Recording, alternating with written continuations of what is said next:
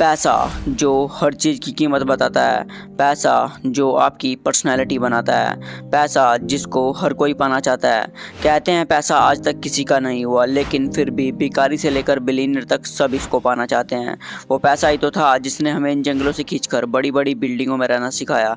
वो पैसा ही तो है जिसकी खुद की कोई वैल्यू नहीं होती, लेकिन फिर भी ये और सब चीज़ों की वैल्यू बताता है। ये केवल एक कागज़ का टुकड़ा नहीं, ये वो भाषा है जिसको पढ़े लिखे PhD होल्डर प्रोफेसर से लेकर अनपढ़ नेता तक सब समझते हैं। कुछ लोग कहते हैं जीवन में पैसा ही सब कुछ नहीं होता, बट गुरु ये बात कहने के लिए भी जेब में बहुत ज़्यादा पैसा होना जरूरी है। पैसा वो पावर है जिसके through everything is possible. But you know what, इस कागज़ के टुकड़े के पास इतनी पावर आई कहाँ से?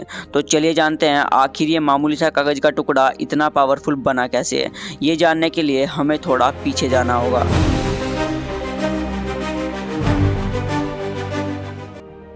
जब पैसे का नामो निशान नहीं था, तब लोग सामान और सेवाओं का आदान प्रदान करते थे, जिसे हम बार्टर सिस्टम कहते हैं। एक बकरा देने के बदले आप गेहूं ले सकते थे, या फिर कुछ घंटों की मेहनत के बदले मिट्टी के बर्तन।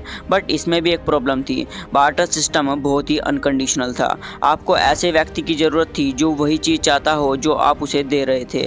लेट्स इमेजिन आप अपनी ऊनी स्वेटर के बदले बकरी को बदलना चाहते हो, लेकिन बकरी वाले को स्वेटर की ज़रूरत नहीं है। अब आप क्या करोगे? अब आपको एक ऐसे व्यक्ति को खोजना होगा जिसको स्वेटर की ज़रूरत हो और साथ ही वो अपनी बकरी बेचना चाहता हो। बट ये कॉम्बिनेशन बहुत अनकंडीशनल था और इसमें बहुत ज़्यादा टाइम वेस्ट होता था। तब शुरुआत होती है कॉमोडिटी करेंसी की। इस समय लोग ऐसी चीज़ों का इस्तेमाल करने लगे जो सभी के लिए मूल्यवान थी, जैसे मवेशी, अनाज, धातुएं और शंख। ये वो वस्तुएं थी जिनमें प्राकृतिक मूल्य था। अगर आपके पास मवेशी थे तो आप किसी भी वस्तु को बदले में प्राप्त कर सकते थे, लेकिन इसमें भी एक समस्या थी। मवेशी भले ही मूल्यवान थे, लेकिन इन्हें लेकर चलना बहुत ही मुश्किल था और आप इन्हें छोटे लेन देन के लिए काट भी नहीं सकते थे। यही वह समय था जब अगला कदम आया। अब हम आते हैं प्राचीन काल में, जहां धातु सिक्कों का प्रचलन हुआ। लोग सोने, चांदी और तांबे जैसी कीमती धातुओं का उपयोग करने लगे। पहला मिडेंट सिक्का लगभग 600 BC में लीडिया में बना था, जो फिलहाल तुर्की के नाम से जाना जाता है। ये सिक्के वजन में हल्के होते थे और उन पर छाप होती थी, जो इनकी असलियत को साबित करती थी। सिक्कों से व्यापार करना आसान हो गया क्योंकि ये ले जाने में हल्के थे, टिकाऊ थे और इनका प्रोडक्शन भी आसानी से किया जा सकता था। अब आपको यह चिंता नहीं करनी पड़ती थी कि आपकी बकरी मेरी भेड़ के बराबर है या नहीं। अगर सिक्का राजा द्वारा छापा गया था तो आप उसकी कीमत पर विश्वास कर सकते थे। बट इसके साथ भी एक प्रॉब्लम थी। बहुत सारे वजनदार सोने के सिक्के एक जगह से दूसरी जगह ले जाने में चोरी का डर रहता था। तो बाद में कुछ लोगों ने मिलकर इसका भी सॉल्यूशन निकाला और कहा कि तुम अपना सोना हमारे पास रख दो, इसके बदले हम तुम्हें एक रसीद देंगे, जिसको IOU कहा जाता था। मतलब मैं तुम्हारा कर्जदार हूँ, जिस पर लिखा होता था कि आपका इतना सोना यहाँ रखा हुआ है। आप जब चाहें ये रसीद दिखाकर ये सोना ले जा सकते थे। सबको ये आइडिया अच्छा लगा और सब लोगों ने अपना सोना सुनार लोगों के पास रखना शुरू कर दिया।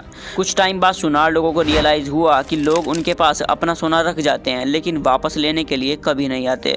अब सब लोग उस रसीद के जरिए ही ट्रेड करने लगे, जिसे जो भी सामान खरीदना होता था वो उस रसीद को दिखाकर ही सामान खरीद लेता था। पर जैसे ही सुनार लोगों को पता चला कि उनके द्वारा बनाई गई रसीद से ही लोग ट्रेड करने लगे हैं, तो उनके मन में लालच आ गया और उन्होंने फर्जी रसीदें बनाना शुरू कर दिया। उनके पास इतना सोना होता भी नहीं था जितनी वो रसीदें बना देते थे, और यहीं से पेपर मनी की शुरुआत होती है। और जिस तिजोरी में सुनार सोना रखते थे, यही दुनिया का सबसे पहला बैंक था। अब लोगों को एक ऐसी संस्था की ज़रूरत थी जिस पर वो बिलीव कर सकें। फिर 1694 में इंग्लैंड के बैंक ने पहला असली कागजी नोट जारी किया, जो ब्रिटिश सरकार के सोने के भंडार से समर्थित था। अब कागजी मुद्रा का चलन बढ़ गया, जो व्यापार में एक अहम हिस्सा बना। आज के समय में पैसा अब सिर्फ कागज़ और धातु तक सीमित नहीं है।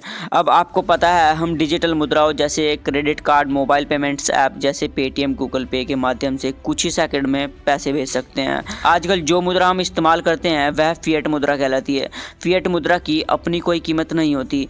यह बस कागज या फिर कुछ डिजिटल नंबर होते हैं जो कि किसी गवर्नमेंट या फिर संस्था के थ्रू वर्क करते हैं। अब हमें सोने चांदी की आवश्यकता नहीं होती। यह पूरी तरह से विश्वास और सिस्टम पर निर्भर होता है। पैसे की ये कहानी यहीं ख़त्म नहीं होगी, आगे भी ये ऐसे ही चलते रहना है। भविष्य में हमें पैसा कभी दिखाई नहीं देगा, बस हमारे पास कुछ नंबर होंगे जिनके थ्रू हम खेल रहे होंगे। तो ये थी पैसे की एक छोटी सी कहानी जो बार्टर सिस्टम से चलकर नंबर सिस्टम पर पहुंच चुकी है।